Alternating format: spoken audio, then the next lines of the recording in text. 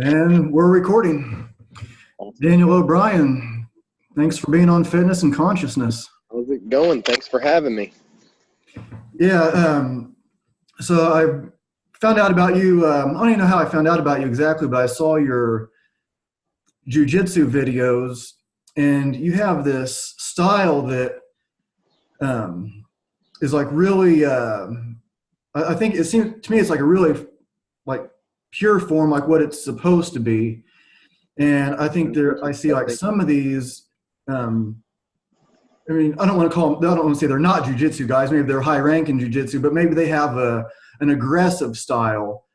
Yeah. Or they're, where to me, jiu-jitsu is more like, kind of like jiu-jitsu includes Aikido kind of things where you're not meeting. It's all grappling, in its purest form. I think it's a martial arts, what it boils down to. And I think what people have kind of turned it into a lot is sport, and it sort of produces quicker results, but I don't think always the best results as far as martial artist goes. So then it starts catering more towards athletes, guys that are flexible, guys that are strong and explosive. Those traits play more into those things because, I mean, even if you look at judo now in the Olympics versus one of my mentors, I guess, is of course Jigoro Kano, but his most famous student, Kazuo Mifune. Yeah. And he was everything you see him do is just effortless. You can watch videos of it. He's an old guy throwing around these huge guys with what looks like little effort, or no effort. It almost looks like magic, Yeah. And it looks like, Ueshiba, the founder of Aikido, and it's like all that stuff looks the same. It's very elegant. It's very flowy. There's definitely an invisible force going on, and if my instructor, we come from a Hicks and Gracie background. So that's where all that, all the talk about the invisible force and, it sounds all mystical when you hear about it because I think it is kind of hard to acquire something like that. But it also, I think it can be acquired by everybody. And ultimately it's what allows everybody to be able to do jiu-jitsu, not just the athlete. It should be appealing towards women, towards children. I used to teach a lot of kids classes, and I tell people the story of, I won the Pan Ams as a brown belt. Like there were Gracies in my division. It was an adult brown belt Pan Ams, before all these submission tournaments were going on. So there's basically two big gi tournaments, and that's the Pan Ams and the World Championships. And I believe that was in 2000. It was 2010 or 2011. So I can't remember, I'm not one of those guys that remembers the exact date I got my black belt or anything like that either. I'm constantly training and trying to get better, and that's it. If I didn't have a belt, it wouldn't really matter to me. But anyways, I won the Pan Ams, and I was what my instructor referred to as almost like a technique whore. I knew like thousands of techniques. I watched YouTube. I had an answer for everything. Anytime somebody was giving me trouble, I'd try to learn and find a technique to counter it. And it's like, ultimately, I don't think that's the right answer, and I'll explain that later. Let me get back on the subject. That's what I call basically anti-jiu-jitsu, and I've heard Hickson refer to anti-jiu-jitsu before. And it's just sort of jiu-jitsu that's meant to only counter jiu-jitsu. It's sort of, that's what kind of I think has made jiu-jitsu grow in the direction that it's gone. Anyways, I won the Pan Ams as this technique whore. I don't think I had a very good understanding of jiu-jitsu, especially compared to what I have now. And I just felt like everything was hard. I was like an athlete. I trained harder than everybody. I worked out hard. I was going to be unbeatable in that, facet of the competition. That was something I could control. But I'd also at the time, so I went through the Pan Ams and, I didn't submit everybody or anything all the way to the gold, but I did I won, and I remember thinking, my jiu-jitsu, I wasn't proud of my jiu-jitsu, the way it looked, like how hard it was. I got into martial arts. Like I originally started doing karate, okay? So I originally started doing karate, and I watched a lot of kung fu movies, grew up watching Dragon Ball Z and just all that kind of stuff, and you kind of have that mystical force behind it, and you see the old guys doing it. I had the pleasure of getting to roll with Carlos Machado, a coral belt, and he's pretty oldest Machado brother. But if you roll with him, I mean, he feels like a stone mountain, and he walks like a cripple. But then you grab him. No offense to you, Carlos. Carlos knows I love him if he listens to this. But I would roll with him, and it was just really inspirational to see him like barely moving and getting the job done. It was really efficient. Then I had the pleasure of getting to train with Rickson and having him do moves and explain moves on me, not actually getting to roll with him, but enough to where I could feel, what was right and what was wrong, if that kind of makes sense, and Rickson is real sort of, there's not a lot of gray area with him. It's like right or wrong, Yeah. And I didn't really understand the mystical force and all that much then, but just feeling it opened my eyes to it. And I used to teach kids class while I was winning the Pan Ams and stuff. So I knew all these techniques, but really I didn't feel like I showed what jiu-jitsu was. I feel like I won a jiu-jitsu competition using jiu-jitsu moves, but not actually doing jiu-jitsu. Does that kind of make sense? Yeah. That's what I was talking about when I see your videos, and it's like almost like, okay, well, there's wrestlers that know, shoulder locks too. So what's the difference between the jiu-jitsu guy doing a shoulder lock and the wrestler? And to me, it's like the wrestler, he's going to be like aggressive, powerful, explosive. And the jiu-jitsu guy can do that, but it's more like, it's the way of yielding. It's the gentle way. Of course, Yeah, and then if we're using power and exploding and all that kind of stuff, I mean, we might as well be just wrestling. You know what I'm saying? Yeah. But also, don't let me discredit wrestlers. I do think there's invisible jiu-jitsu in some of the great wrestlers too. Yeah. I just call that invisible force that we're doing jiu-jitsu. We'll use that for a lack of a better term. That is jiu-jitsu to me. And it's a mastery of understanding your weight distribution, your leverage and balance. And I'll go into explaining that later better, but I wanted to get back on to sort of what turned me on to it.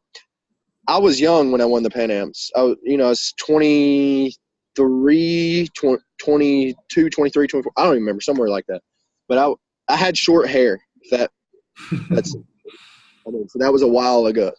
Okay.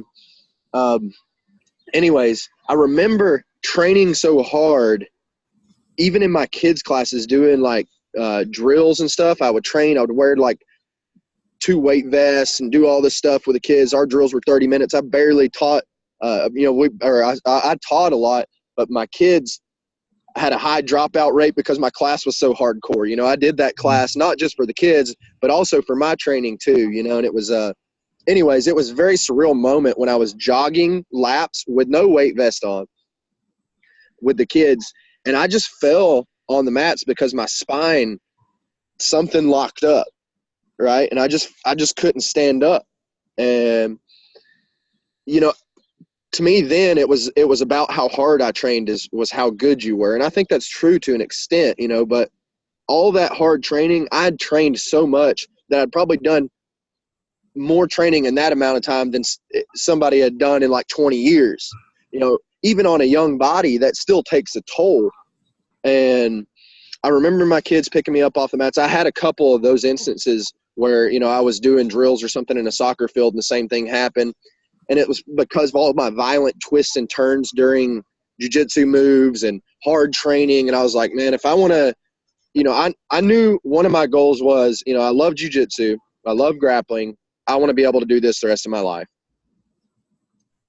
When I had that moment of my kids like kind of picking me up off the floor, it was sort of, I can't do jiu-jitsu and train the way I'm training and be able to do it for the rest of my life. It's just, it was just those things didn't work hand in hand. I can't keep doing it like I did in the competition to win Pan Ams.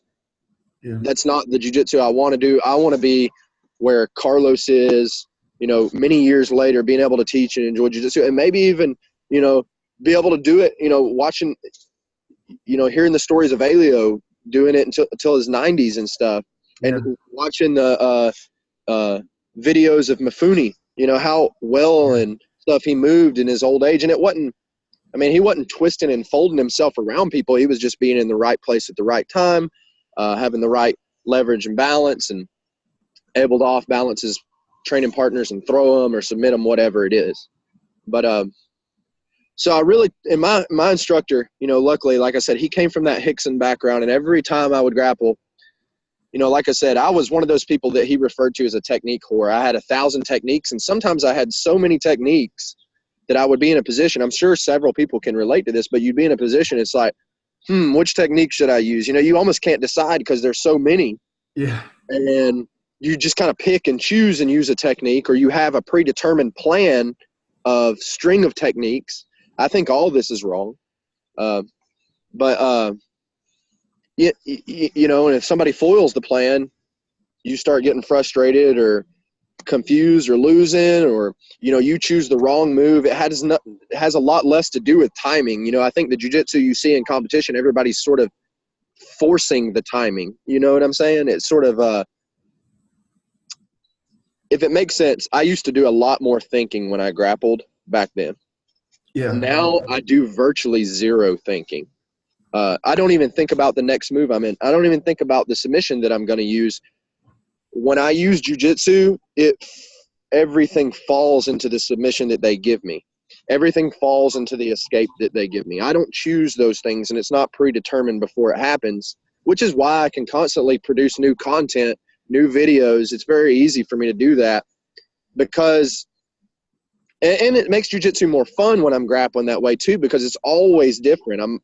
It's never the same. It's like art, it's specific to what my opponent gives me. It's effortless. It's easy. And I'm not saying that I understand this to 100%. It's pure form, but I want to try to get as close to as I can reach, in my lifetime, to be able to help others reach there, and to be able to, get as close to the pure form as possible. It's fun. It's fun to me. It's inspirational to others and my students. Most of my students aren't competitors. We're in Coleman, Alabama. We're in the chicken farming capital of the United States. So, it's like chicken farmers down here, Nobody's really cares about competing that much. Like, I'm not even a very active competitor. I'm the most active competitor where I train at, Yeah. And it's a bunch of, moms and dads training together, people who are interested in self-defense and a good workout, and they eventually, some of them will compete and stuff like that too, but they keep coming back to class because it's like a music class to them. It's like art. It's candy for the mind. They feel the magic when they get to grapple with me and some of my other black belts. And I even feel the magic coming back from some of my beginner level belts too now, much earlier. Like, they're way better. Some of the white belts and blue belts that I have now understand jiu-jitsu far more than I understood it when I won the Pan Ams as a brown belt. Wow. And to me, I feel like I'm doing that a service, we've had students stick with jiu-jitsu a lot longer, and it's not just the athletes don't just stick with it. It's like some of these guys are frail, I'm not going to name names, but some of them are frail. You got older, younger, a mix. Everybody wants to grapple with everybody. The girls want to grapple with the heavy guys, like, because they trust in jiu-jitsu and they believe in it. And I also see them consciously trying to use it in the class. Very low injury rate because nobody's like really we got a few guys that kind of go ham, but then you got but all those guys, that's going to be at every school. I still, I won't promote somebody if they don't know how to basically control their own emotions and pace in a grappling match. It has that. I'll have to see them using jiu-jitsu now. It's not just based on the competitions they win or different. We've actually had guys leave our school because I had one guy, he was a blue belt, and he would go around winning some of these competitions. But they were honestly little rinky-dink local competitions, and sometimes there'd be like nobody in his division, and he'd be like, hey, I got a gold medal, or he'd beat one guy, and he was an athlete, he was in shape, but he had a very low understanding of jiu-jitsu. And not to mention, he also was like, it's hard to promote somebody that's going to be one of those. It's like part of your character. You need that seal of improvement. You need that approval. I'll promote you when you're ready. And it's character based. We're a martial arts school is what we are. We're not a jiu-jitsu school. We're a martial arts school. I promote people. I don't promote people if they're jerks. If they're not at least blue belts in life, you're not getting a blue belt. You have to be blue belt in life. You have to be a blue belt in jiu-jitsu. Yeah, that makes a lot of sense. I started jiu-jitsu about 20 years ago, and my teacher, he's 7th Dan in judo, like from the Kodokan. He's from Korea, but he was invited here in the 60s from the Indiana Judo Association because judo is getting more popular, and they wanted real, authentic teachers to come here. So that's why he moved to Indiana.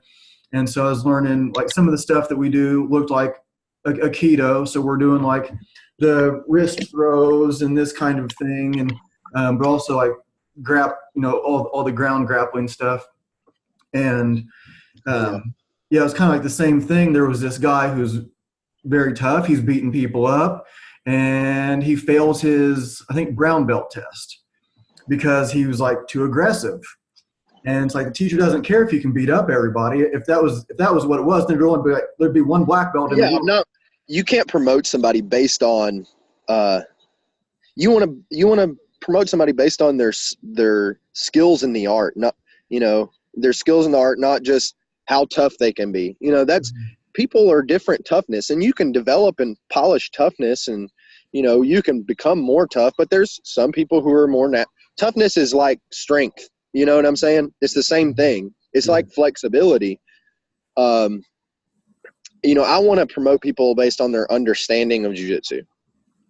And if you understand it, you'll be able to teach it. You'll be able to share it with others. You won't just be able to, how there's a lot of those guys who are world-class jiu-jitsu competitors, and their ability that they almost can't explain some of the things they do. Their ability to teach is just not very high. And it's because, a lot of that is more in their athletics, and, maybe their body has an understanding of it, but I think it's sort of like studying, all those guys that play music, they eventually the ones that want to be really good, they eventually start studying music theory because they want to know how it all makes sense. Like, I want to make sense of why this is easier, why this way is easier. I want to make sense of all these things. I do a lot of stand-up, all the jiu-jitsu guys that neglect stand-up. I mean, I just want to improve my understanding of the art, and that's it. And,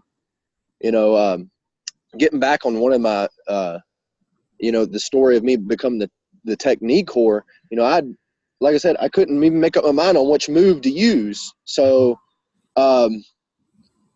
eventually, I went to train with Hickson, and then we were at a Hickson seminar, and he basically reiterated a lot of the things that my instructor had already told me. He said I should always try to grapple like a 12-year-old girl with a flu. I remember as a brown belt, my instructor told me, and this is one of the reasons I won the Pan Ams, he said as a purple belt, or he said as a brown belt, there shouldn't be a purple belt out there that could pass your guard without you using your hands. Wow. So I was the kind of guy that took that to heart. I was like, all right, purple belts, like, let's go. Like, I'm going to get my guard good enough to where none of them can pass it without me using my hands. Train, every chance I got until that was a thing, till purple belts couldn't pass without me using my hands anymore. And, all that stuff was good. My instructors always steered me in the right direction. And I think that's important for an instructor. You want to be the guy that tries to allow your students to – you don't want to be the guy that just gives your students belts and anything like that. I've seen good instructors also do that too. I think it's better to and I'm not going to hold my students' hands every step of the way either. I don't want them to grapple the same way I grapple. Yes. I want them to use the knowledge that I have, but I want them to teach themselves, or I want to teach them how to teach themselves, if that makes sense. Yes, You know, it's to me. and then their jiu-jitsu can start to flourish a little bit more, instead of, like, I don't want you to just, maybe through learning my jiu-jitsu, that'll help you do that, but I don't want you to just do my jiu-jitsu, make the same decisions that I make everywhere. You know, you have your, ultimately, you know, whether it's playing a musical instrument or doing a martial art, it's an expression of yourself in its truest form. So if you can learn how to express yourself, express the things that you're feeling to make good decisions, to make good music, good sounding music, then you've got to trust your feelings, and you know, you've got to be able to use your body as the instrument to get those things out in response to what you're feeling against your opponent. And I think that's the best. You know, again, that's hard to explain through words. It's hard to explain through words. The Hickson seminar, again, it kind of like it. I went back and drilled a lot of the moves that he had showed, and it really opened my eyes to the effortlessness of it, because, you know, it was like Hickson was like one of those guys. I needed to hear it from my instructor. I needed to hear it from Carlos, but then it like didn't really register until I heard the same things coming from Hickson, who was like, you know, if there was a jiu-jitsu Bible, you know, if Hickson spoke, his letters would be in red, you know? Yeah. I mean, it was, to me, you know, I was like trusting in my instructors, and when they said something, I did it. So I took a lot of the stuff that Hickson said to heart, and my instructors and Carlos, and I started to submit to, you know, there doesn't need to be much effort in my jiu-jitsu. I'm using too much strength. I lost a lot when I started doing this in my training. But eventually my jiu-jitsu grew and it flourished, and it helped me understand to trust my feelings more. You know, I think that's people in jiu-jitsu end up doing, to become a technique whore, you have to search for the quick way out. Like, we always want a technique as an explanation to counter somebody else's decision. You know, it's like, if I do this here, then they make this adjustment. Well, what do I do next? Well, you know, if you've ever done jiu-jitsu before, the smallest adjustment can make the biggest difference. You know, some of those adjustments don't even have to be seen. They just have to be felt, you know. And one thing that's true in my jiu-jitsu is that when you touch somebody, you can feel where their weight is in their body. Like, if it's in their feet, their left foot, their right foot, the front of their left foot, the back of the right foot. You know, again, this isn't something that I'm thinking in my head. This is something I'm feeling through the rest of my body, like it's an antenna. And then that, following that feeling, following that weight, leads to the option, leads to the escape, leads to the submission. You start to learn to and then it starts to flow like water a lot more than, you know, wrestling, which is water kind of starts to flow and it hits something, then it backs up and it tries to go again. Or, you know, I say wrestling, but, you know, even this athletic jiu-jitsu, it's like, oh, this option didn't work, go for plan B. I like trying to make, when I go for plan A, I like for plan A to work. You know what I'm saying? Yeah. And it's like one of those things, and everything in my jiu-jitsu is not plan. It's like people that are waiting on plan B, when they try plan A, they try it so half-heartedly, that because they really just want plan B or plan C. You know, plan A was almost just a fake. You know, it was like to blow. This is what they really wanted. This wasn't even a good try at it. This is what they really wanted. And because they do that, now plan B is not that good either, because plan A wasn't even really that good. Yeah.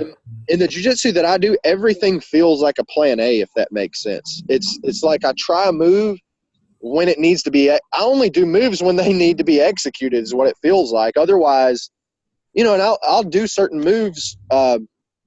If I catch myself trying to move at the wrong time or forcing something, I'll back up, or, you know, I'll give up the position as to not reward myself for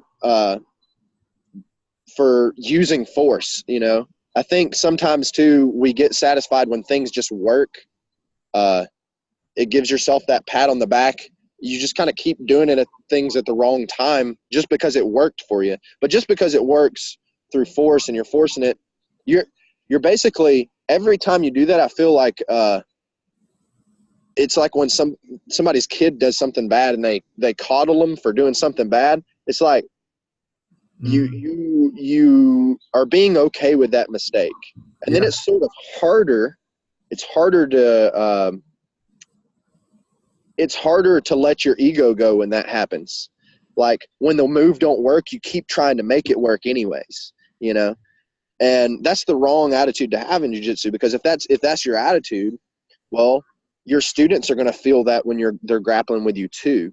And you're going to fail to inspire people as much because it don't feel like magic. It feels like forceful. Like, you know, it feels, and to me, when it feels like that, students are like, okay, well, like I want to feel inhuman to my students. You know what I'm saying? I want them to grab me and it feel like, you know, and big and small and all these kinds of things. I see a lot of black belts that are really good world-class black belts, and they have trouble with new athletic people that come in just because they make these, like, you know, a new athletic person makes wild decisions sometimes. They don't know any jiu-jitsu, so they're very free in their mind. They're just trying to crush, smash, squeeze, whatever. Yeah. And sometimes, you know, the run-of-the-mill plan A, B, C, D don't work well on them because they're not doing typical reactions, you know?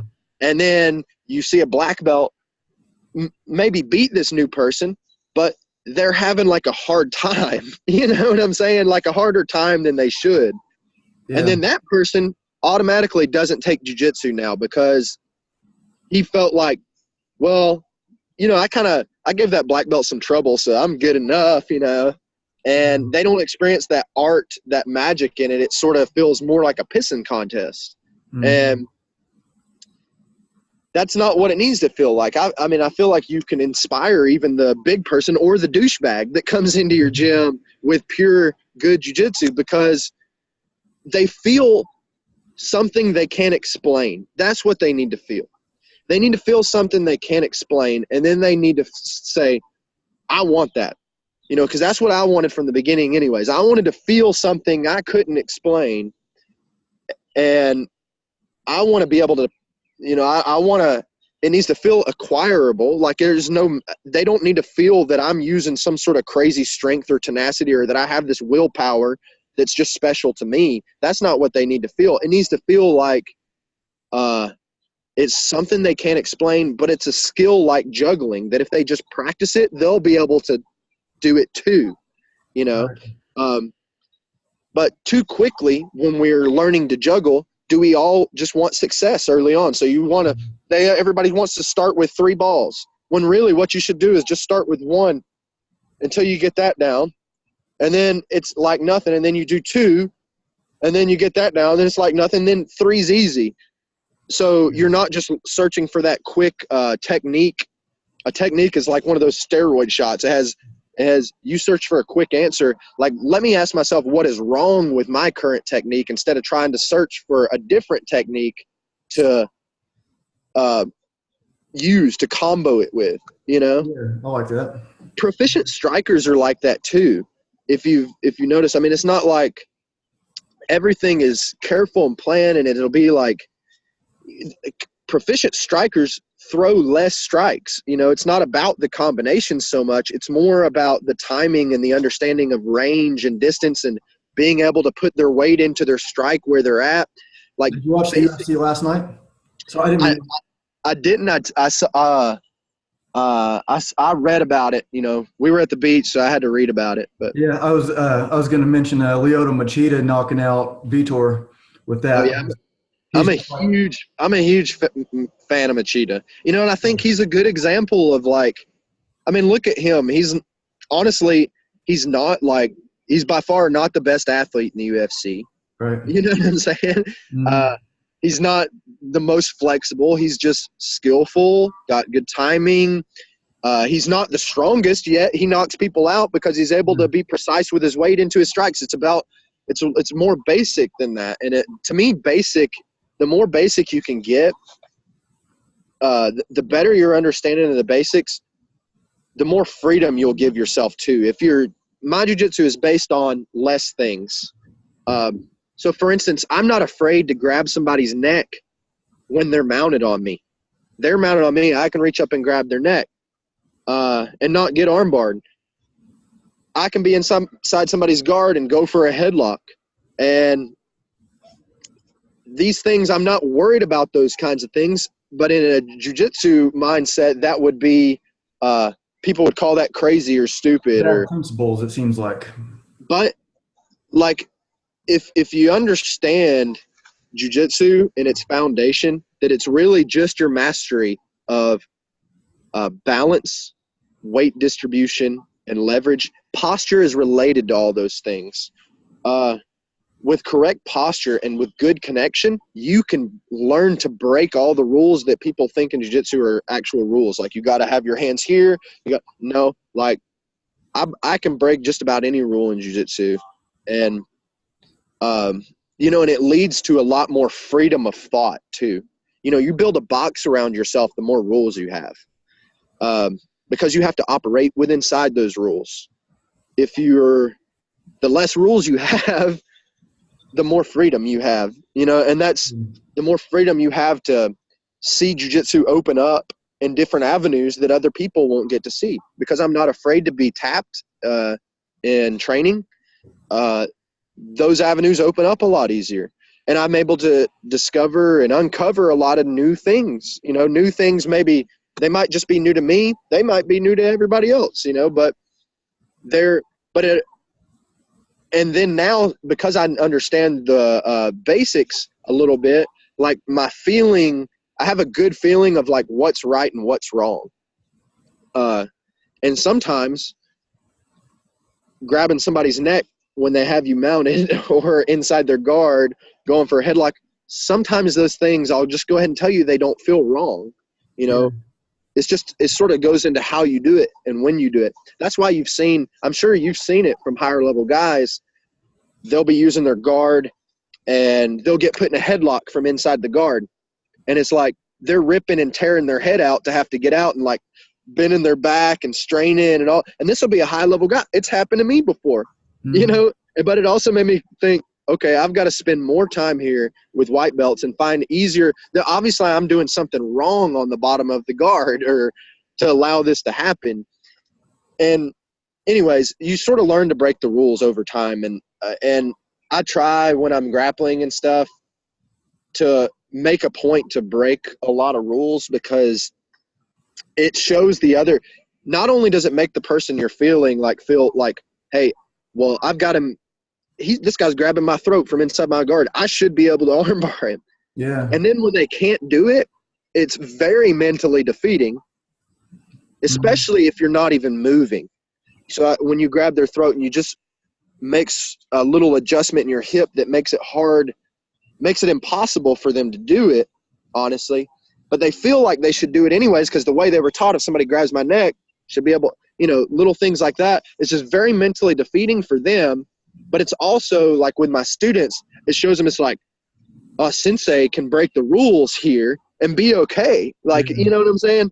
So it just gives you more freedom. It allows you to express yourself more. So now it becomes the more to express yourself. I'm a very unique person. Everybody's unique. We don't all need to have the same rules, that we're building around each other. To truly express yourself, you're going to have to think outside the box. And sometimes you got to break the rules and be punished for it, like get armbarred from inside the guard, break the rules here and there. You got to break the rules to learn that they can be broken, You got to not be afraid to do those things. And I think as a jiu-jitsu practitioner for a long time, I was taught, don't put your hands here ever. Don't put this here. Like, this is a no, all this kind of stuff. When they get here, do this, and it's just sort of these absolutes. Only Siths deal in absolutes. I'm trying to be a Jedi, Yeah. And honestly, it just makes it more pure. And like I said, unfortunately, that's one of the things about jiu-jitsu. Like, I think I have a website, DanielO'BrienOnline.com, and it's got like a lot of my moves and things on there. And truthfully, without training with me or putting your hands on me, some of those things can be hard to get, you know, or putting your hands on somebody else that's similar, which is kind of hard to find right now, it seems like. But like a lot of those things have to be felt. You know, true jiu-jitsu has to be felt, not just explained through a video. So when I go and do seminars and stuff like this outside of the school, or, you know, my website benefits my students a lot, but it benefits more the people that I've had my hands on, because they can make sense of it a lot easier, you know. Unfortunately, you know, I hate that it's that way, but and I feel like, you know, in techniques, you know, when most people are teaching, they explain, all right, when they're here, do this, when they're here, do that. When I'm teaching techniques, I usually try to explain how they work and what's going on, and, you know, what my partner's feeling when I do this. You know, if he can't move here, I try to explain, you know, where exactly my weight is at to keep him from moving. I try to explain these things that will help.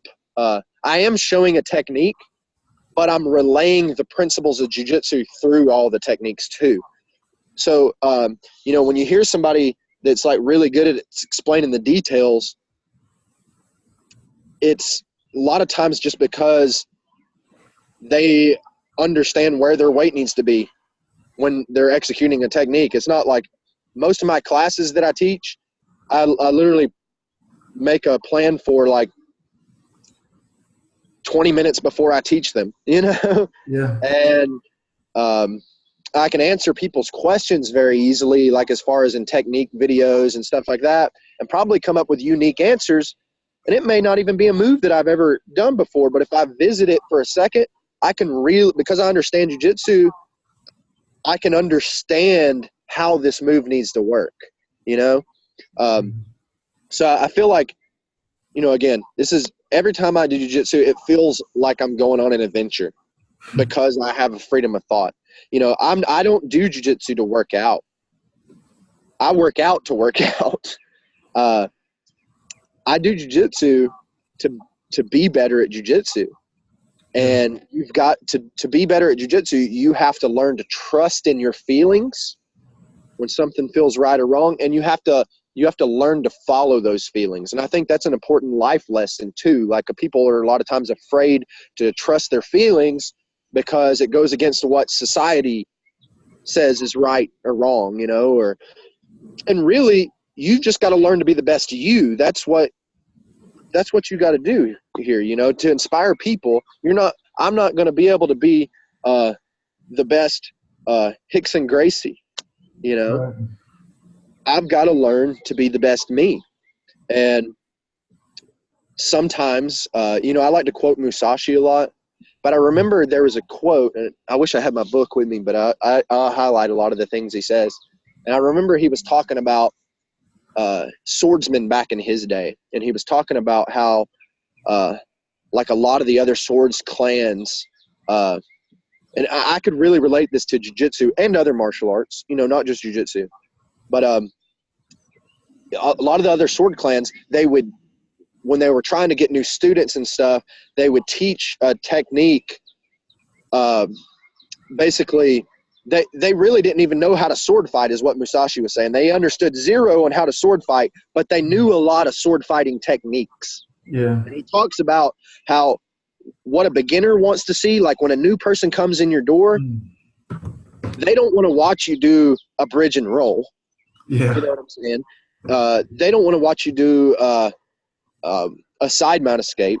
They want to see how to flip somebody and armbar them.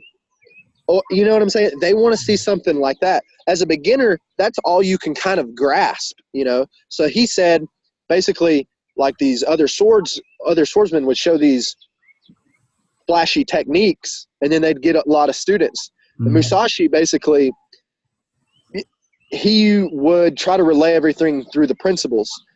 And it would be, so it was hard to be a student under him, not because, you know, it just probably wasn't as rewarding. You know, you don't get those quick rewards. I could teach a beginner on their first day how to do a flip armbar if they followed this step-by-step thing. but they could do it without actually knowing any jiu-jitsu. You know, it's just a technique. It's the principles, the underlying principles behind it. And I mean, you honestly need to be able to create that out of the air. You know, that's what's real. Not, you know, now they can just copy me. They're just following a recipe that they got out of a book. You know, there's no art behind that. Zero. And it's not beautiful. I don't think it's inspirational. If I can show somebody something a little bit more basic and let them feel it, what I do with beginners is I'll usually get them out there as an example, like say for escaping side mount or something. You know, I'll get them out there and I'll have them struggle in the beginning. I'll say, okay, try to escape, you know, and I'll put another white belt on top of them or a really big guy or something like that. And then they'll move so hard they tire themselves out, and then I'll get out there and with the same guy that they just had trouble with, and like I'll get it up onto my side, I'll get out easily, not with a struggle, because if they see me struggle too, even if I still get out, there's that now you're teaching your students also in the back of their mind that struggle is okay, you know. So it just is not as beautiful. When they see you, though, do it without effort, they're like, oh, you know, I can do that too if he did it that easy. And then I'll get them back out there and I'll say, okay, make this adjustment in your posture. I'll try to push you over, you know, use your chest here, stretch your head there, you know, little things on something basic as far as getting up onto your side from side mount or escaping, and let them sort of feel and experience the magic of what feels right. They may not be able to do that, master it their first class, but at least they leave thinking, you know, this is a skill that I can master with some practice. And with practice, it'll become effortless. It won't be with practice and a little bit of explosion, I'll be able to get out. I don't want to think in that, because not everybody has a little bit of explosion to give. I've had 72-year-old students, you know, that want to come in to learn to defend themselves, or exploding. I've twisted and turned under people and pulled ribs out of my back. Like I said, when I was doing I've done that too. You know, and I hear all these jiu-jitsu guys, I'm too young to do. We're both too young to do that. You know what I'm saying? I want to be able to raise my kids. I want to be able to, you know, be the best husband possible. I want to be able to be there for all these life experiences. And that's not going to be very long if I continue to do jiu-jitsu the way that I did it. And unfortunately, I do think that is the way most people do jiu-jitsu. And I will also say, you know, one of the reasons that I compete, I hate competing, but I like to try to I like the fact that it kind of, I get to try to prove the effortless and efficient jiu-jitsu works in competition as well, you know. And I want to do that, but I don't want to just do that myself either. I want my students to do that. I want other people to start doing that, because I believe in the long road, that's what's going to be, I want that to be what jiu-jitsu turns into.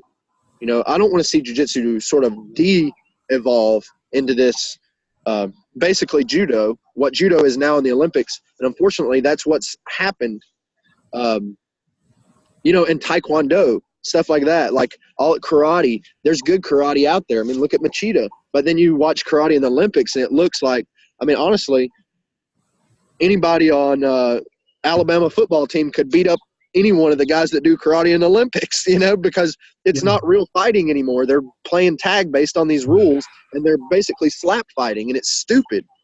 And then it gives karate a bad rep. And, I mean, how many times when I started taking karate, I mean, karate was like a laughing stock amongst most people. You know, it had its sort of heyday, and I believe there is really good karate. I mean, like I said, look at Machida. My instructor also, I was lucky. He was a multi-time national champion in karate, and it's Johnny Lee Smith. He was on a TV show, a WMAC Masters. I don't know if you ever remember that. It's a martial arts TV show. I used to live in New York and watch this show my instructor was on. And when we moved down here, I found out he was teaching. Well, he was originally a karate guy, and he went out to train with Hickson because he was doing a karate tournament out there. He heard this grappling master was out there, and it was when Hickson was teaching out of his garage. It was also when he was fighting in Pride and stuff. Wow.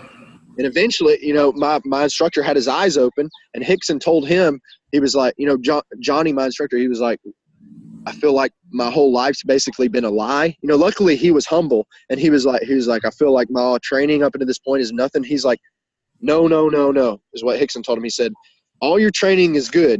You just need to learn this too, is what he told him.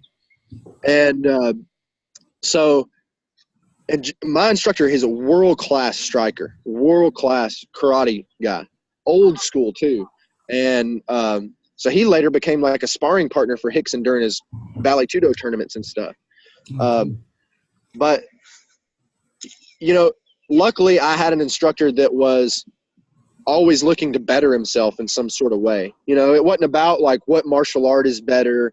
It wasn't about like, you know, well, I'm winning all these karate tournaments. An easy decision that he could have made that a lot of these other karate guys made were, we don't need to do jiu-jitsu because jiu-jitsu, it's just two guys rolling around on the ground, and they sort of laugh at it back then. You know, I'm not going to do that stuff. Karate is king, all this kind of stuff. You know, my instructor was open-minded. There's open-minded. He wanted to be better at martial arts. And, you know, like I said, I think there is good karate out there. There's good in all martial arts.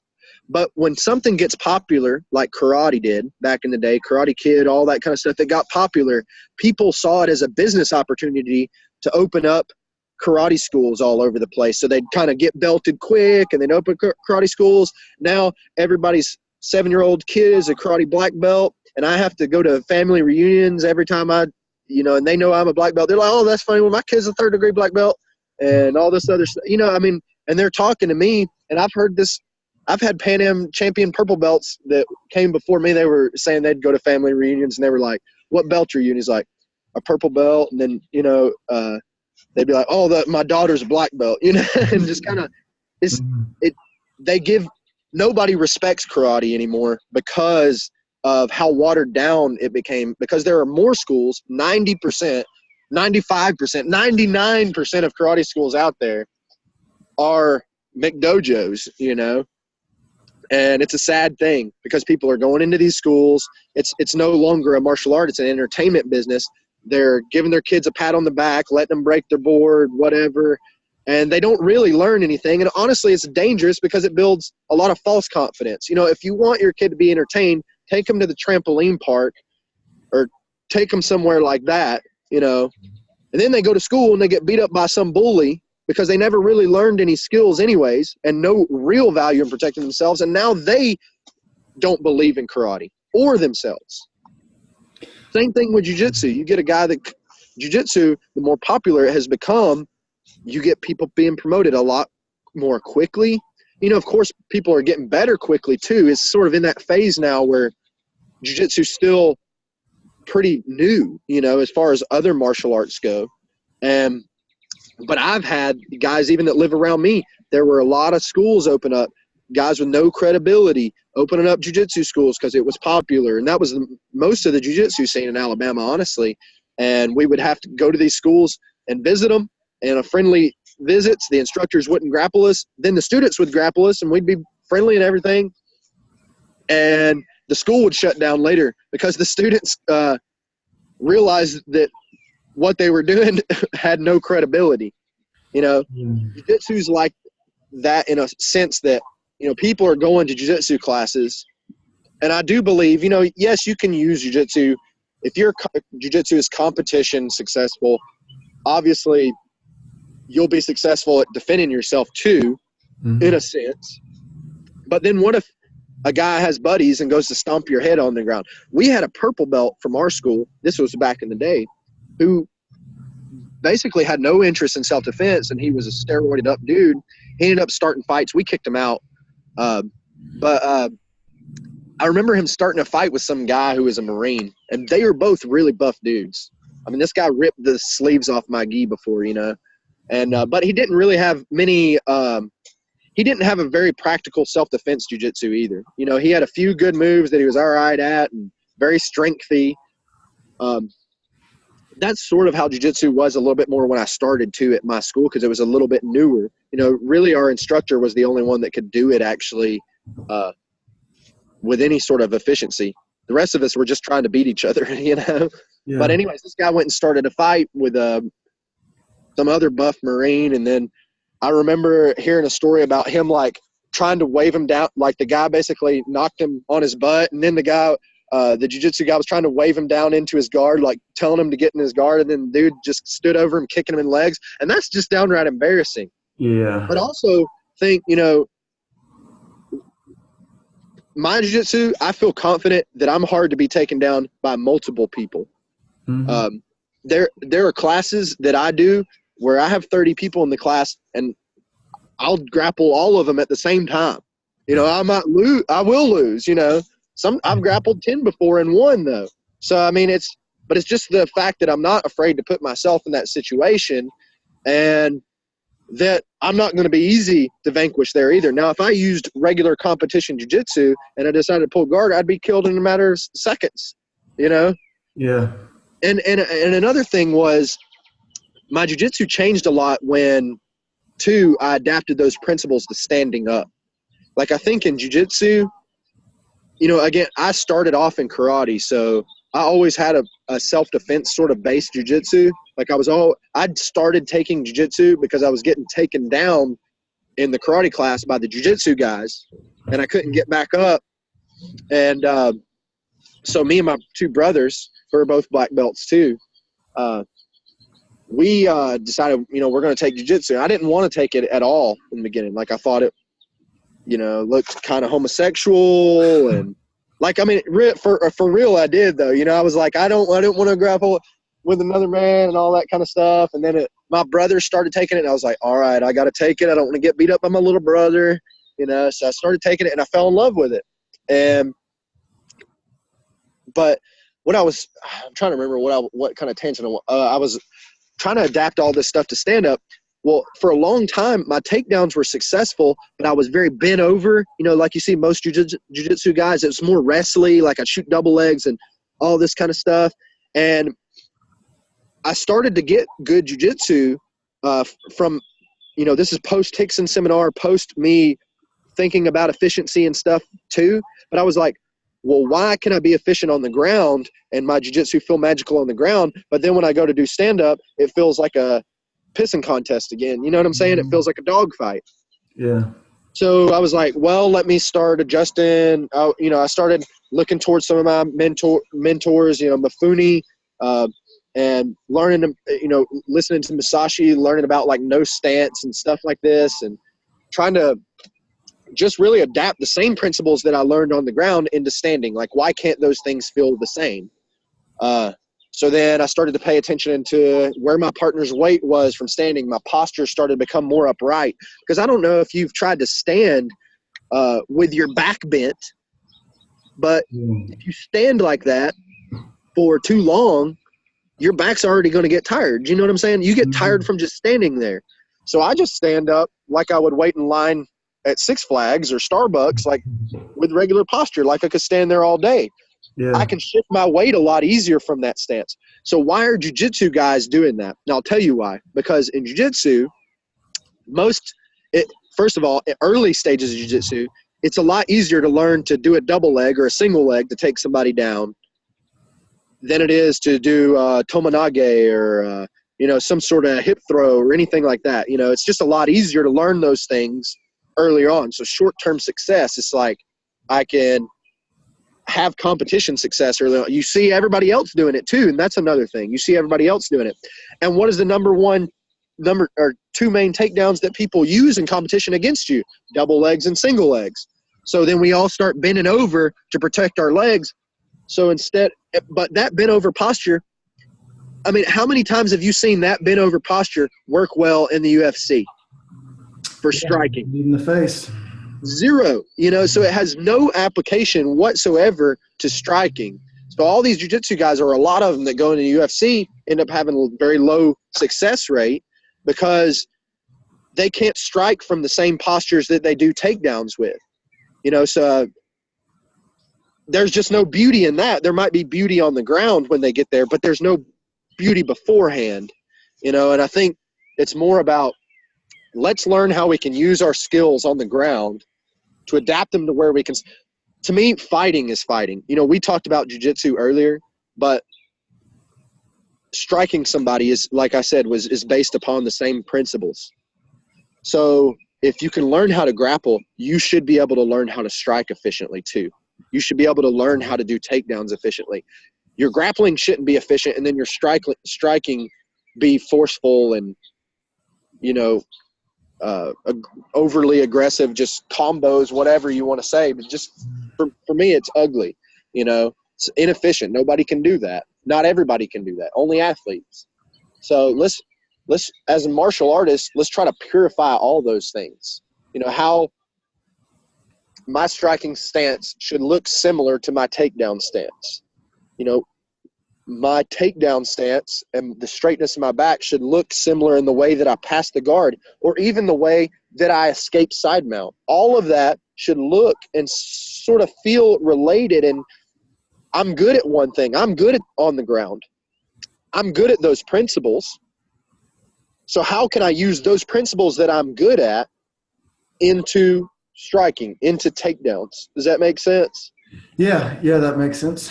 The ground is, like, I think, is good training wheels for that, because, you know, there's low injury rate when you're on the ground, you know, as far as you're not falling real big, and we're all scared to fall and stuff like that. But also, you know, in good jiu-jitsu, you have to be good at armbar escapes, you got to be putting a lot of arm bars, you know. Mm-hmm. So you're not just going to be good at armbar escapes naturally. Right. Somebody's going to catch you. You have to be put in a lot of arm bars. To be good at takedowns, you have to do a lot of takedowns. You have to fall a lot. You have to be thrown a lot. You have to feel what it feels like to do those things, so that you can learn the efficient ways of doing those things. But by taking that bent over stance, we're taking that because we're trying to avoid everything instead of trying to be in there, if it makes sense. You know, avoiding things is a skill too, like protecting your arm and hiding your arm. But like I said, when you learn to break the rules, you give your body a lot more freedom of movement. I feel confident with my ability to defend takedowns when somebody gets behind me, as much so as I feel confident when they're in front of me. My mental state doesn't change during those things. And, you know, most people's mental state goes down a lot when the guy gets behind them. You start kind of getting nervous and scared and sort of like ready to fall. I'm still trying to take this guy down and submit him when he's back behind me. Yeah. You know, same goal, same end goal. It's all, you know, people think of jiu-jitsu as positions: side mount, guard, bottom side mount, bottom mount, back control, knee mount. And it's like you have to earn your black belt in each one of those positions because they're all different. To me, they all feel the same. Like when I have somebody on my back, and they have my back, they're going for chokes, it feels the same as if I'm getting them in an arm bar, because it's based off connections and weight, and my mental state should be the same also. Because to learn to do real good jiu-jitsu and to learn to express yourself, you have to learn to get comfortable. You have to learn to relax. When you relax, you can really be in tune with your feelings. When you're in tune with those feelings from even bad positions, you're able to feel all the little mistakes that your partner makes, all the little room that he gives you. So you're not just planning, okay, I got to go, I got to escape. It's more, it just sort of presents itself. You feel the openings, you know, you feel where it's loose. You feel where it gets tighter. You feel all those movements, and you have to be relaxed to feel those things. And that's one of the things I've understood as a higher belt. I used to try to have posture, but I tried to have it really hard. Be tense, almost over posture, when really you kind of learn. I had to learn posture that way, you know, because I was doing like bent back, but I had to learn posture that way. But eventually I learned it was like playing a guitar note. Like if you don't press the guitar note hard enough and you try to strum it, no sound's going to come out.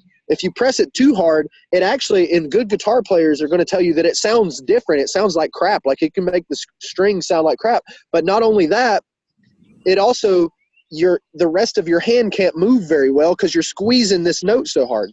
So you got to learn to press it just right. And that's a skill that you develop from doing it over and over again. So same thing with posture. If I learned that, you know, this posture shuts him down, an overly exaggerated posture, but I don't have to go that far. Really, if I just posture a little bit, it'll shut him down, and the rest of my body's relaxed and easy to move. It's adaptable. Jiu-jitsu, your body needs to be a natural, a straight-up stance is more adaptable than a bent-over stance. You know, you see all these judo guys coming in and embarrassing the jiu-jitsu guys that are bent over with throws because they know how to deal with those kinds of guys, you know? Yeah. And to me, they're honestly, to be good at jiu-jitsu and to be good at takedowns, good defense, you're not avoiding something. I'm not being bent over to shut down the double leg. You honestly, to be able to defend everything, because I can't defend my head and neck very good when I'm bent over. You know, I can't defend it from strikes. I can't defend it from being grabbed. When I'm straight up, I'm open for the double leg. I'm also open for my head being grabbed a little bit. You're sort of good defense. You're kind of in the middle of all that. You're open for everything. You're open for everything, but it's so when your partner makes a move, you can make a tiny adjustment and then you're not open for it. And then you go back. It's like dodging a punch. All right. So when you think about Anderson Silva, when he got knocked out by Chris Weidman, he kept fading back. And which, you know, he's an expert dodger. I'm not by any means saying that I'm an expert dodger. I'm just making a comparison. But I know that when you dodge a punch, I'm always taught to, when you dodge, you come back to the middle. You want to have your head somewhere in the middle. And then when you dodge, you want to stay close to the punch. And then you don't hang out on one side and fight from there. You go back to the middle and you fight. So you get used to bringing your head back to the middle so you can adjust to things that come from other sides. That's what good dodgers do. Right. Anderson Silva leaned back, and then he had nowhere to go. Like, he couldn't move. So then the second punch hit him. The second punch hit him, and it knocked him out. My stance, I want my stance to be good enough to defend against a double leg. I want it to be good enough to defend against getting my head grabbed. And I may have to make adjustments during the movements with my hip, small adjustments to be able to shut those things down. Small movements to dodge, small movements to adjust to my opponent's reactions. So really, you just shut it down when it needs to be shut down, if that makes sense. In the bent over stance, I'm trying to shut it down all the time. And that's correct in the formula that most jiu-jitsu guys are only good at double legs and single legs, and that's what they're going to go for. That's 90% of the takedowns, 95. So, like, it makes sense to try to shut those things down by being in a stance that's like that, because it's more quick success. It's easier success. But I can tell you I'm more successful now in my takedowns, and people, when they grab me, they get a sense of uncomfortability because they feel that I don't feel like I'm in danger when I should be in danger. Yeah. Guys posting on my Facebook or whatever, I just double leg that dude if he stood straight up like that. I've trained with world-class wrestlers, and the ones that have had their hands on me, like, can't believe that I'm defending from that stance, but it makes sense to them when they do too. They're like, oh, I feel it. Like, his hips feel strong. He's making an adjustment from here. Like, they like it, It's different, but it's honestly easier. My adjustments are smaller. I don't have to make these big explosive adjustments like and from bent over, I'm going to make an example. I know you can't really see it, but like when you're bent over, okay, you can't, your hip's so far back that to bring it forward, it's a huge movement. When I'm standing straight up though, if I'm standing natural, and when my hip's so far back, I can't even adjust it back any further. So really, you kind of limit yourself. If I'm standing straight up, I can move my hip forward. I can move it back when it needs to be moved. I can move it to the left and to the right. So your hip is a lot more three-dimensional there. Yeah. And it's harder to learn. I got double-legged a lot when I first started doing it. A lot, That's true. But then I got to where I could put a blindfold on, and it was super hard for guys to double-leg me then. And to me, I can trust in that a lot more. I can trust in those things, and everything sort of it teaches me to be more good in the instant that things happen. And I'm way less caught off guard because I'm reacting in that instant. I'm reacting to their movement rather than waiting on what I think they're going to do, because we're all being bent over because we know our opponents have good double legs and single legs, you know? Right. So we're all waiting on that. Well, what if they do something else? What if they're a judo master and I don't know, you know? Then I'm going to be thrown very easily, you know? Yeah. And like I said, you'll be caught off guard and you'll be caught by surprise. And in the moment of that surprise too, you're vulnerable to submission. You've got to be comfortable in those instances. The moment people make contact and actually commit to go for something, you've got to be relaxed and adaptable and ready to adjust, you know? That's what martial arts is. That's what a good striker does. They're adaptable. They're able to see what their opponent gives them and adapt to it and make a strike happen or see an opening. You know, there has to be a relaxed mindset to do that. Not this tense dogfight mindset that a lot of people get. You know, I like getting in dogfights sometimes, or I used to. You know, we're men. We like getting in those alpha male contests. But to me, now that's not really a place for jiu-jitsu, you know. I don't think there's a place for that in jiu-jitsu if you want your jiu-jitsu to be good. I think if you want to be successful in competition, it's okay, you know. And if you want to be good at using jiu-jitsu moves to gain victories and edges, that's okay, you know. And if you enjoy coming to class and getting in those dogfight pissing contests, that enjoyment should be there for you too. But also, you should be that enjoyment shouldn't get you promoted to black belt, though. You know, your black belt's going to be based on your jiu-jitsu. Like, what happens when we get this meaner, bigger guy on top of you, you know, in your weak positions? What are you going to do? You know, what are you going to do when the guy's actually trying to kill you? You know, beginners fight like they're trying to kill something. Yeah. And I want my jiu-jitsu to be good at dealing with that. I don't know what this guy's going to do, but I want my body to adapt and adjust to it, because there's no way you can tell what somebody's going to do. You know, it's and, you know, I do think it gets even deeper than that. I do think you can start with good posture and good knowledge of jiu-jitsu and good martial arts training. You can almost feel it without even touching the guy. It's like a feeling in the air. It's a feeling in your weight, like a grounded feeling. It's something that's hard to explain.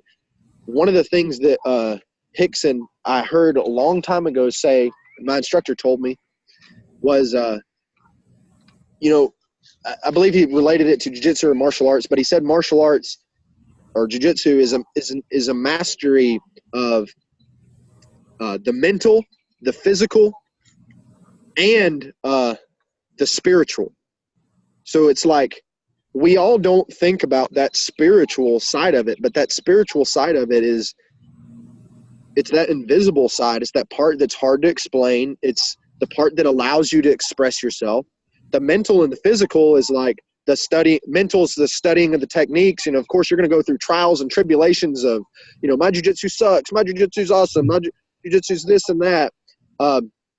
Learning to control your ego, all that is really important. The physical being, you know, obviously it's a lot more physical early on because you know less, and I think the sooner you can kind of start to incorporate the spiritual side of it, the ability to trust in and to express your own feelings and be yourself, like that side of it.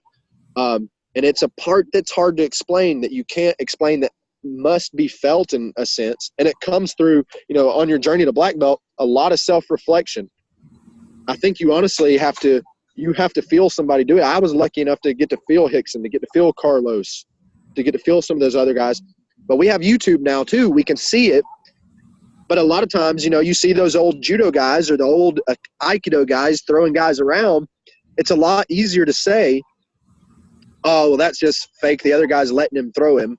Or, you know, it's just a lot easier to say that. It's a lot easier for us to explain that But I do honestly believe there's a lot of spiritual side behind it, and that's really what I try to incorporate a lot now. And the more I pay attention to the spiritual side of it, the more that it helps my life outside of jiu-jitsu. Like, it helps me become a better friend, a better husband, a better father, soon to be, hopefully. But it translates into the other areas of my life. It makes me want to be a better person.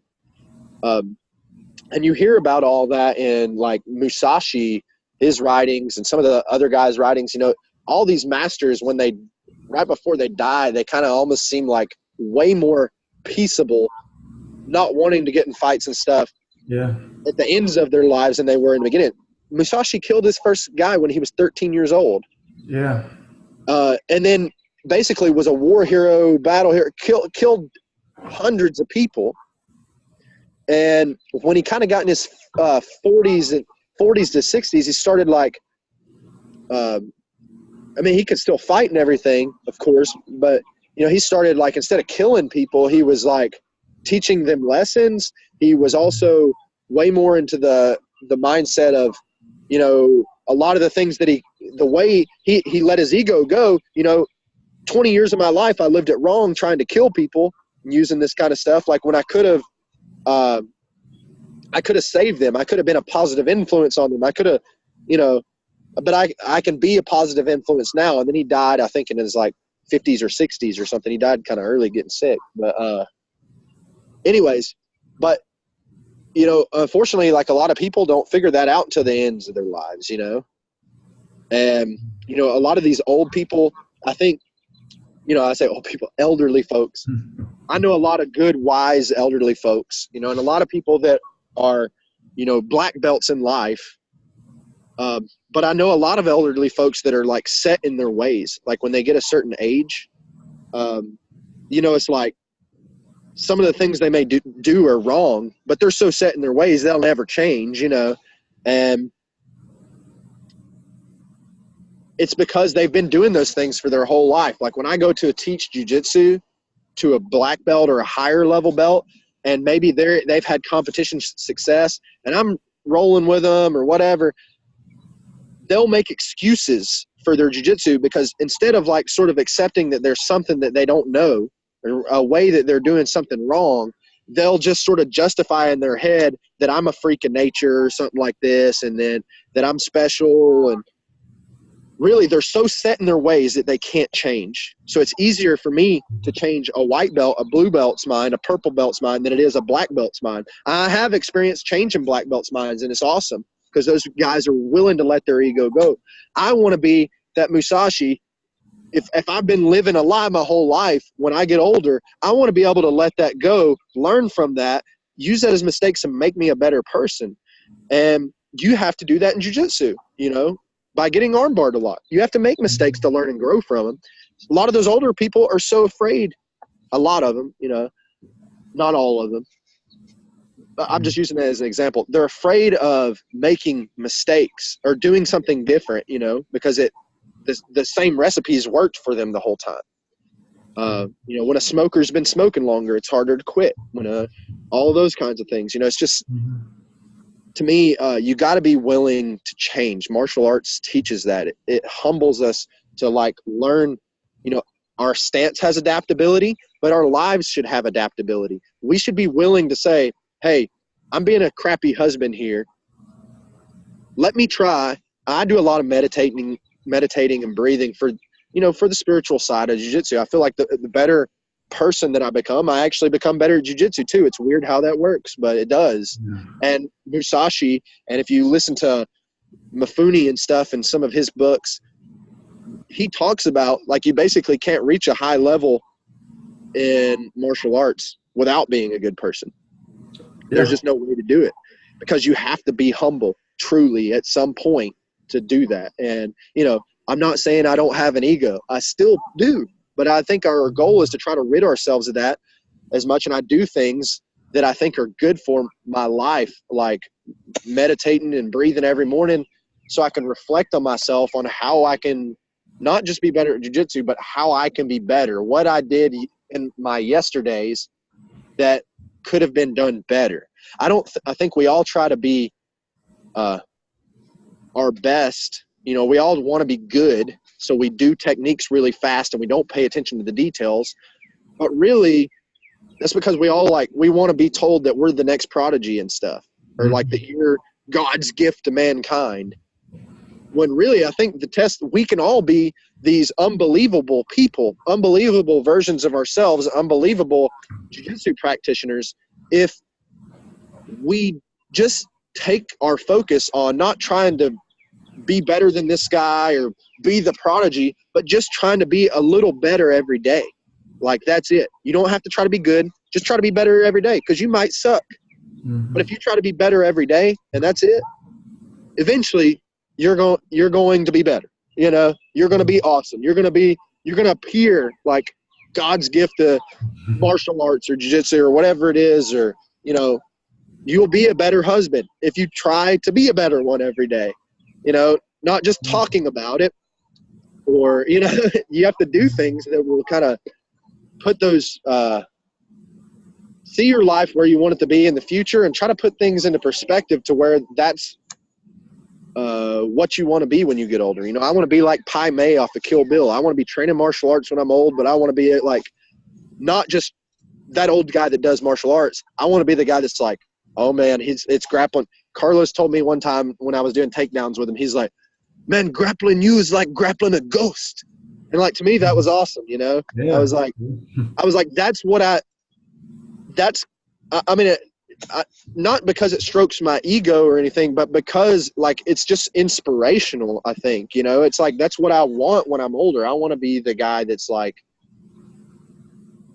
you know, I do have a gift, I guess, as far as learning jiu-jitsu, and that I was able to have good mentors and a good teacher before me to kind of like steer me on the right path and to learn this stuff at an earlier age, which I feel like a lot of the jiu-jitsu practitioners don't learn till later. Maybe I've been blessed to have all that stuff, but I think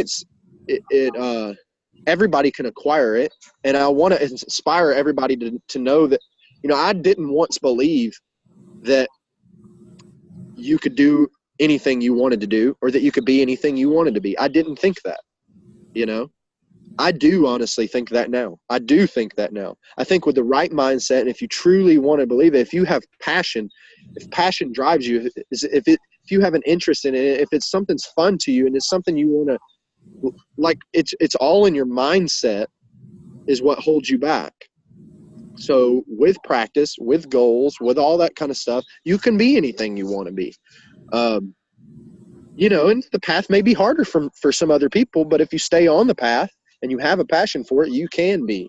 And that includes a better husband, a better friend, a better father, a better jiu-jitsu practitioner. You want to be an astronaut, you know, you want to be an NBA player. Like, all those things are possible, and it's with a mindset, you know, and it's a skill set. All those things are skills that will have to be developed. And, you know, I used to not believe that. I used to think that people just had a natural knack for things, and you had to stick to what your knacks were. Some people don't like their knacks, you know. And I'm honestly a believer in, you're going to be the best at what you want to be, not at what you are good at, you know. You have the most potential in what you want to do and what you want to be and what you feel is right than something that you're just naturally good at. I feel, because you're gonna eventually hate yourself on down the road, or hate these decisions you made, or, you know, or you're gonna have feelings of regret. You're not gonna be able to take it as far because you just don't have that passion driving you, that you have your passion driving this other thing. You know, whatever your passion is driving, that's what you need to pursue. That's, you know, what teaching kind of did for me. Teaching and jiu-jitsu, like, I felt a passion for it. And that's, you know, I'm one of those guys that had a passion for something, and I was determined, and, you know, and I just tried to do a better job every day. And then it kind of turned out to this, and I will continue. If I had 0 students tomorrow, I give my students a speech. I was like, none of you guys train with me. You know where I would be? And they raised their hand and they're like, you'd still be training. I was like, you're exactly right.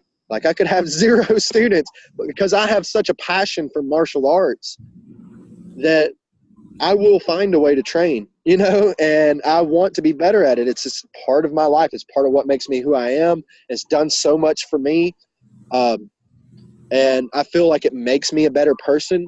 So I will be there regardless. You know, I'm blessed to have a bunch of students and all these other guys I can influence like that.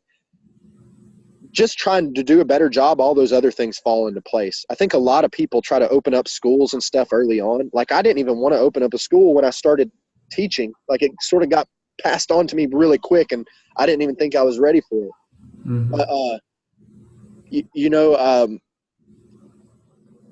I just wanted to be better at what I did. And I started off not having many students, and now our mats are full.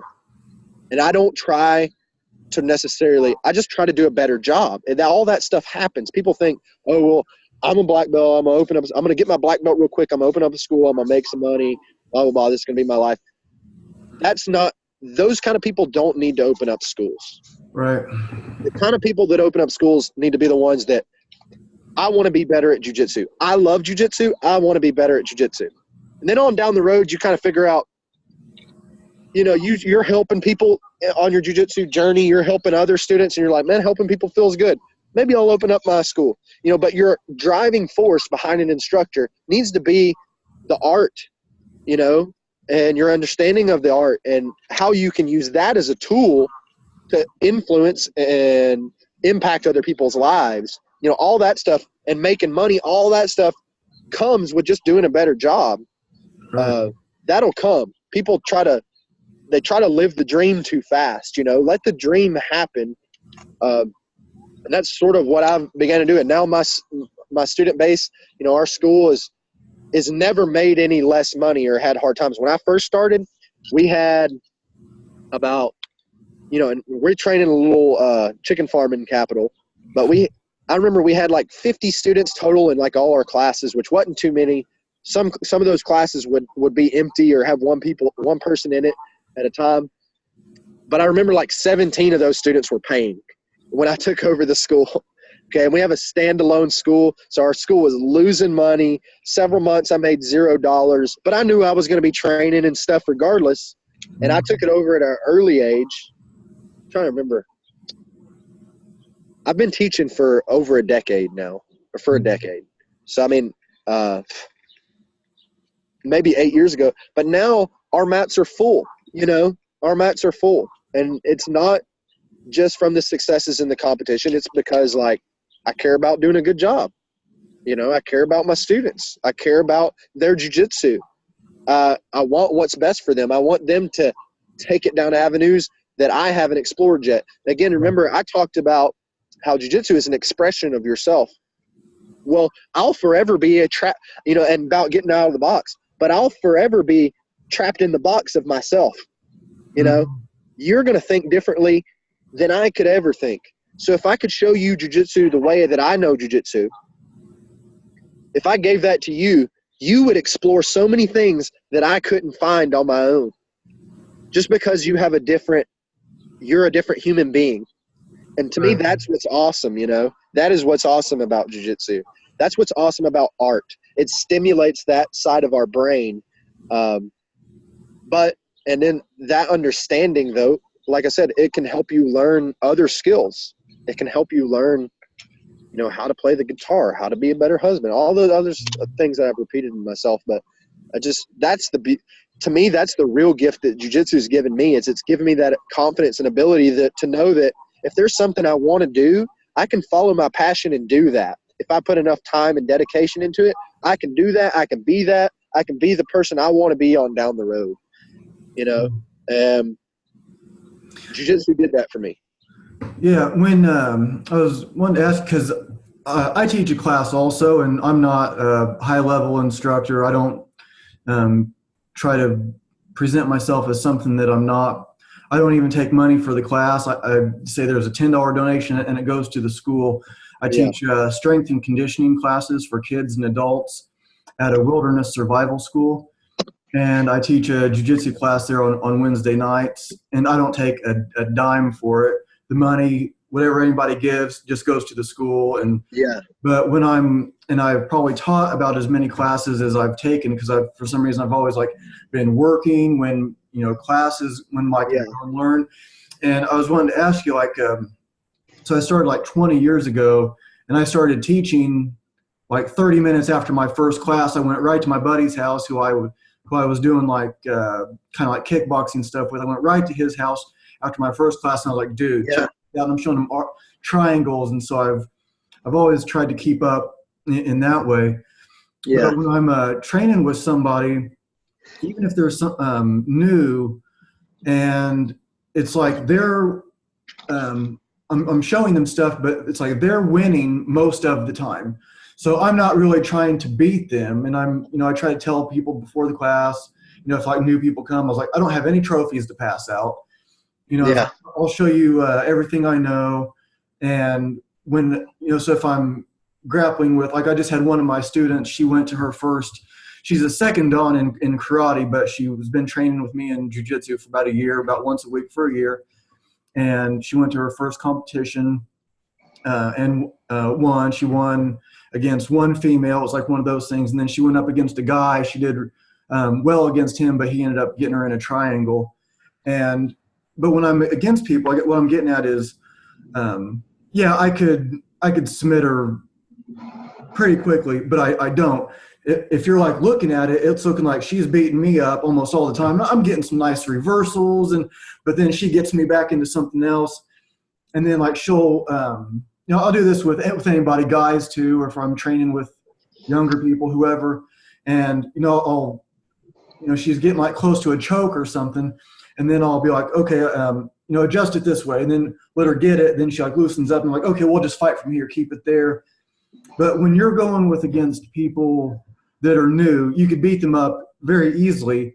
Are you letting them, like, what does that? I like to let them work. I also like to let them experience the magic of jiu-jitsu. My instructor told me one thing that stuck with me for a long time, and it was, now keep in mind, my instructor got black belt level, and all he had was like white belts to train with, Mm-hmm. and that's the majority of what I have to train with where I'm at. Like, as far as like, I get a lot of training with beginners, no really high level black belts around where I'm at, aside from, the black belts that we have. But anyways, my instructor always told me that say I'm a black belt, if you're training with a white belt, you train like a white belt. Because how much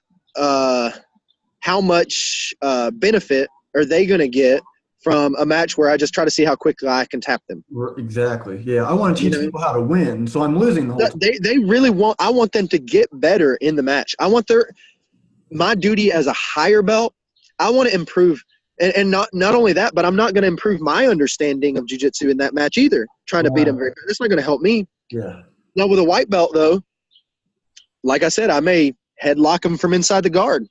I'm breaking the rule. Break the rules of the white belts, because white belts are going to try to do that against them, and they'll learn good, valuable defensive concepts on their own. They'll almost teach themselves.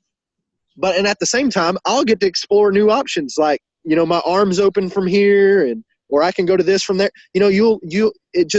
It makes the match feel more like an adventure. It's definitely way more fun, to explore those new avenues. And I can't tell you how many black belts. I've competed a lot, and I can't tell you how many black belts that I've felt. And I think most of the people are like this in competition, even the best competitors. They spend so much time on being in the guard and guard passing. Right now, too, it's also foot locks, but you could use it for anything. But I would say for the old school guys, it was all about like how good your guard passing was and how good your guard was, for the majority. So then a lot of the guys that I would go up against, their guard would be unbelievable, like black belt level. But when I got around their guard, they felt like worse than our blue belts. And these would be high-level world champion black belts that I'm talking about. I'm not going to name names, but this happened to me multiple times. I'd get past their guard, and I'd be like, this guy feels like a blue belt here, whereas in my case, though, I want to feel like a black belt when somebody comes past my guard. I like making somebody feel helpless when they're on top of me in side mount. You know, how disheartening is that? Yeah. And at the same time, you know, like I said, I think it just good defense can teach you a lot of things in jiu-jitsu. You know, because to obtain good defense, you have to be in a lot of bad positions, and you got to learn to get comfortable in those positions. And then getting comfortable in good positions is easy after that. But a lot of these world champion black belts and all this other kind of stuff, they try so hard to avoid being put in side mount that they're never there. But then when they get there, they're done, you know, they're done. One of the examples that I can think of that was really good as far as, I don't know if you ever remember a match with Crone Gracie and Leandro Lowe. It was like in a gi. I was there. It was for the world championships one year. But I remember it was when Leandro Lowe, this was in the absolute. No, maybe it was in their weight class because Leandro was smaller then. But this was when Leandro was just coming on the scene and like stomping people. Like, I mean, but I remember Crone had a match with Leandro Lowe, and one of the things was, and you can relate this to a lot of the guys with good technique, they might be getting beat the whole match. Like Crone was getting beat like 10-0, okay? And there was like 30 seconds left, and Crone, you know, he basically swept him, took his back, or I think swept him, mounted him, took his back, so he got up in points and then choked him all within like the last 30 seconds. And now if you think about that, that's happened with Crone on numerous occasions. It happened with Gary Tonin. I think Gary Tonin was beating him. Yeah. And then he basically, you know, he's going to lose the match, you know, and then he ends up submitting the guy later on. I've seen it happen with Hodger. He was going to lose the match in one of his weight classes against I'm trying to remember his name. I remember the guy took his back, and anyways, he was down like 4 points, and then like a minute left, Hodger sweeps him, mounts him, I think goes for a choke and then arm bars him or something like that, you know. So, I mean, it was like with those guys, you know, the match ain't over till it's over is what I'm trying to say, you know. Like the opportunity may not present themselves. And a lot of, in my experience too, most black belts, the easiest way to catch a black belt, in my opinion, is to make them feel comfortable. Like they're hard to catch inside your guard when they're passing because they're trying to basically be extra careful. They'll run from danger when they feel it, and they'll, you know, I mean, it's like trying to catch a fish that's hard to catch. The best way to catch a fish like that is to give them some bait, to give them something. I tap more black belts when they have me inside mount. And one of these world champions that I trained with, he was much heavier than me. He came and visited me one time, and I knew I was better than him by grappling him. I knew I was better. I knew my jiu-jitsu was better than him. But we'd set these timers for 6 minutes. He was a big, strong guy. He was like a champion Greco-Roman wrestler. He was 50 pounds heavier than me. I knew I was better than him, and I would always, by the end of the 6 minutes, I would kind of like get an edge on him, but I wouldn't ever tap him. And I was like, why can't I tap him? And he'd rest for like 6 and then go again because he was going hard the whole time. And I was like, you know what? I'm going to let him get – I did feel that if I got him in side mount, he felt like a blue belt. And I was like, you know what? I'm going to let him get side mount this match, start the match off with side mount. I tapped him in like 1 to 2 minutes. I tapped him 3 times in the 6 minutes because I was giving up positions because he would get comfortable. To me, I've played Guitar Hero. I don't know if you've ever played that game. Yeah, but wow. But you know how you got that meter and it's like when it's in the green, you're all good, you know, and it goes from green to red and you know you're going to fail in the red. Well, a black belt, when they feel that danger, when that meter goes in the red, when they're in side mount, they go and like all out protect, right? When they're in the guard, they're kind of in the yellow, they're kind of like protecting but when they got me in side mount, they're in the green. They're comfortable.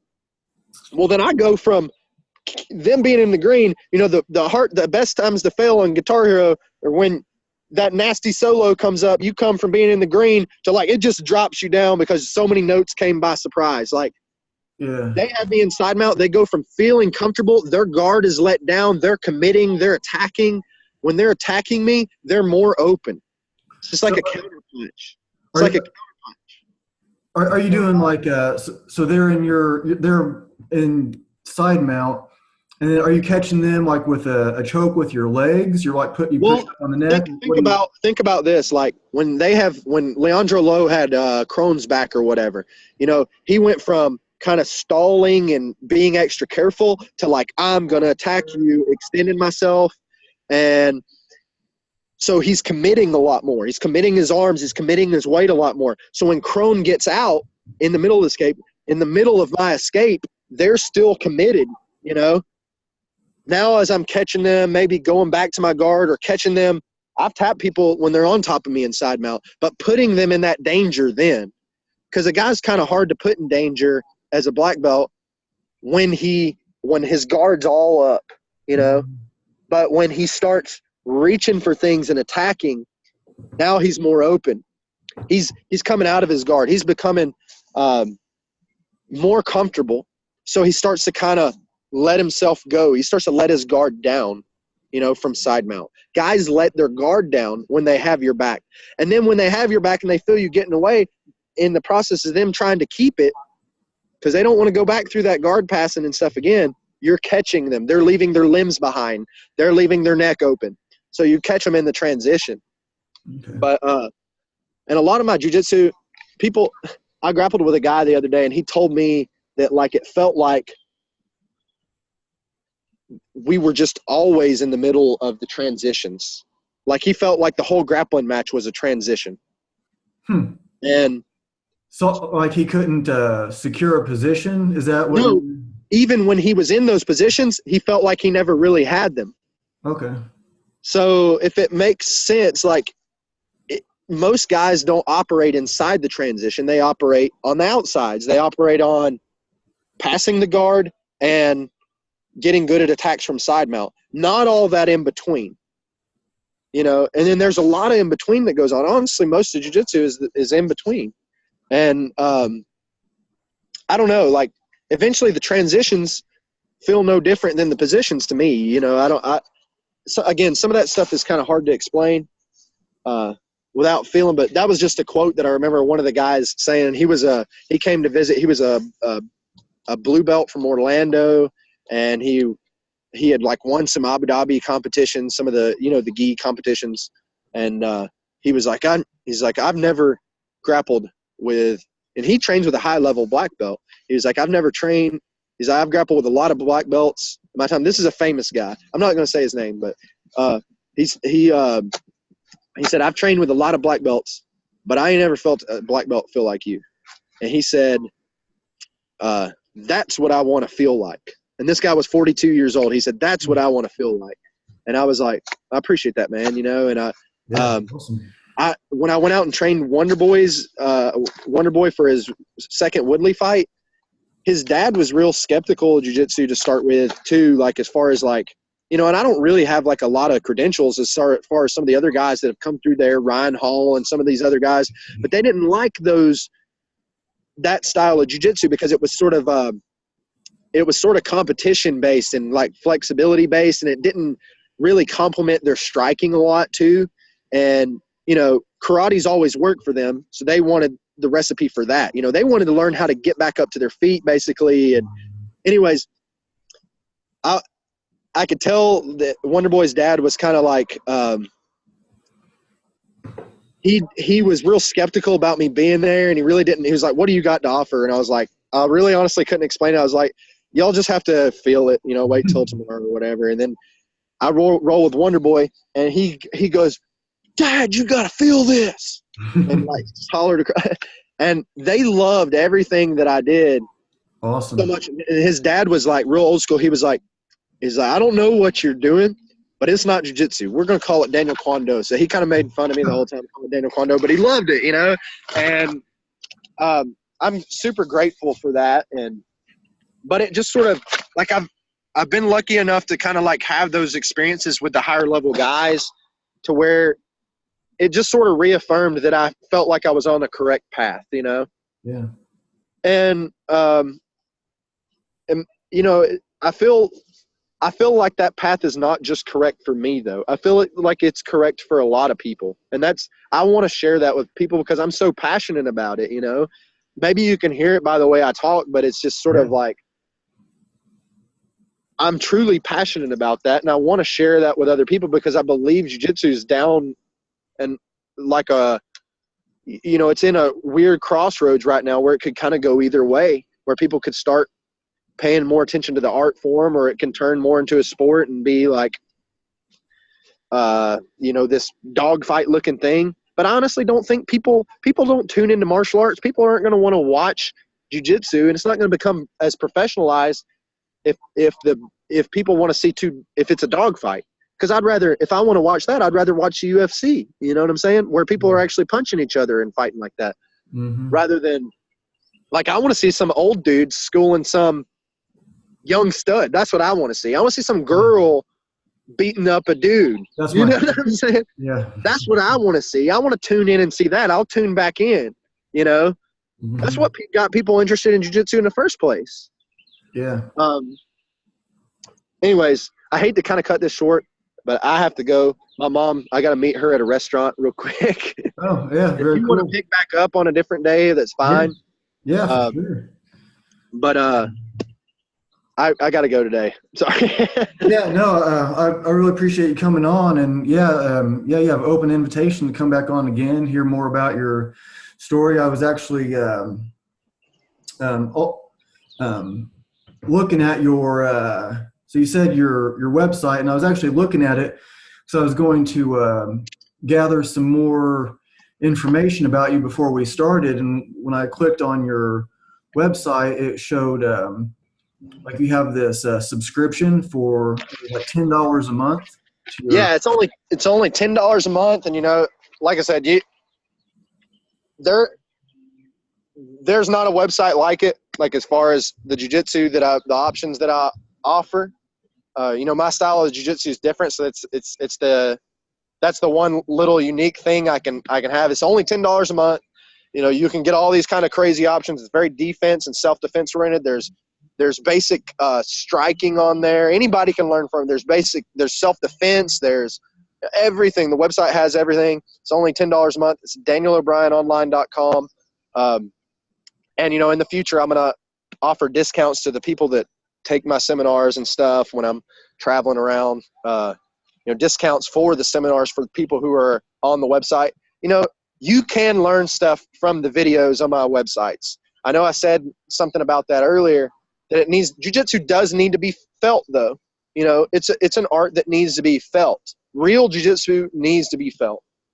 But I'm also that kind of guy too. I'm willing to take the Pepsi challenge with my jiu-jitsu against anybody's jiu-jitsu. And every time I took it, I know that my flavor is different, So it may appeal to my site would appeal to all people. The moves work for women, for competitors, for the elderly, for the flexible, for the non-flexible. So if you're interested in a site like that, come check it out. You won't be disappointed. There's over 100 new videos on there already, like videos that don't exist currently on my fan page. Follow my fan page and my Instagram. I do post videos on there. But my seminars go on the website, my classes, all that kind of stuff. So it's real good. And, I think it's really good for jiu-jitsu, and it'll give you a different avenue, a different angle to think about techniques maybe that you're already presented with. When you join the website, you're also able to join a private Facebook page that allows you to ask questions, and I'm there to help you guys out and answer your questions and videos and stuff like that. So it's a real good website. It's been going good so far. So yeah, I was going to sign up for that. I was it sounded cool. You have a really cool style, and your philosophy makes sense to me, and it might be I think it'll be a really good complement to what I'm already doing. And so thanks for being on. I'll talk to you for just a second when I stop recording. But do you have any closing words for everyone before I stop recording?